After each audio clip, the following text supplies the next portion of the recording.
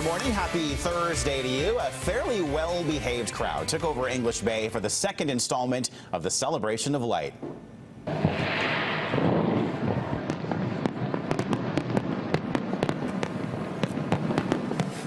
More than 300,000 people were estimated to be in the downtown core for the show last night. Many people staked out their spots extremely early to watch Brazil light up the night sky. The nice weather contributed to the larger crowds last night, but it also led to a couple of fights and several liquor pour-outs as per usual by Vancouver police. Overall, officers say the situations were kept under control. A larger crowd than Saturday, probably 300,000, maybe 300,000 plus on the English Bay side of the fireworks. Generally a well-behaved crowd. We did have some minor problems like we usually see every fireworks.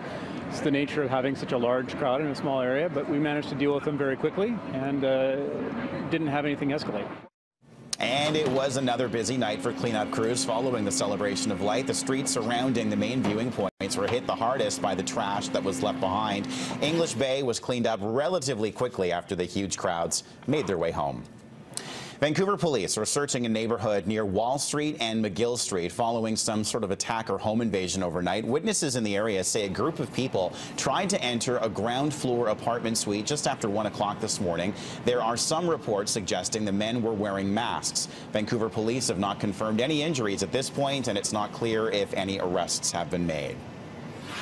Vancouver police have expanded their search to other provinces and released some new photos as they continue to look for two suspects accused of being involved in a violent home invasion last month. The images show the distinctive tattoos of one suspect, particularly on his right forearm. This incident happened on June 17th at a home on Dieppe Drive, which is just off Boundary. Investigators say the suspects forced their way inside the house, gathered the family in a room, pointed a gun at a 7-year-old girl, and demanded money.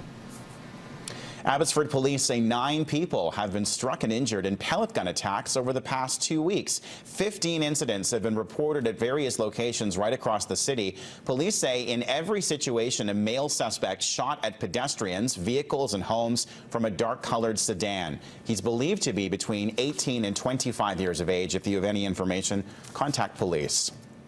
Well, if you've purchased tickets to a concert or sporting event on Craigslist in the past 10 months, you may have been the victim of fraud. Vancouver police arrested a man and a woman accused of selling fake tickets to several events, including this weekend's Taylor Swift concert. Officers say the pair advertised on Craigslist. The woman used a stolen Irish passport with the name of Jenny Donahue or other aliases like Alex, and she sold the fake tickets while the man waited in a car, sometimes with a dog in the back seat. So many people committing this type of offense. When you buy a ticket on Craigslist or Kijiji or another secondhand website, there's a huge risk that you're going to buy fake or fraudulent tickets. The only way to guarantee that you're going to get into the event that you want to see is to buy from a legitimate retailer. Well, investigators have found what may be the first trace of a missing Malaysia Airlines passenger jet on an island in the Indian Ocean. The sea-crusted portion of a wing washed up on the French island of Reunion. Air safety crews have so far identified the part as being from the wing of a Boeing 777. Flight MH370 is the only unaccounted for Boeing 777 in the world right now. The aircraft went missing in March of 2014 with 239 people on board while traveling between Kuala Lumpur and Beijing.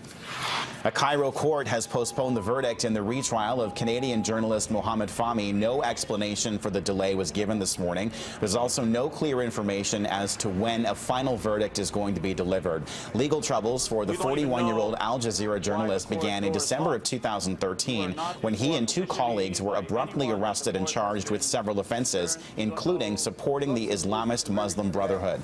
He was also accused of fabricating footage to undermine the country's national security. North Vancouver is getting some much-needed money to prevent flooding. All 3 levels of government are putting $2.5 million towards this project. It's called the North Van Creek and Debris Flow Disaster Mitigation Plan. The cash will go toward repairs and enhancement measures to prevent future disasters in Lynn Valley and Deep Cove. Last fall, 2 schools were damaged and many homes were left in need of restoration when mud, logs, and debris clogged culverts on Hastings and Kilmer Creeks. These improvements will help reduce the risk of flooding and the property damage and cleanup associated by debris typically carried by flood waters.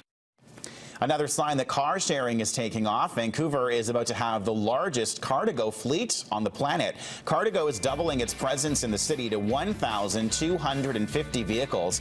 The extra 625 smart cars should be on the road by the end of September. There are more than 89,000 members of the car-sharing service locally. I think the car sharing growth is fantastic. And I don't think it's connected to transit. I think it's actually directly connected to people wanting to drive less and not own cars because they're so expensive. So we're seeing people choose whether it's walking or biking or car sharing or transit. All of those are going up exponentially at this point. We've had incredible growth, and that takes pressure off the roads.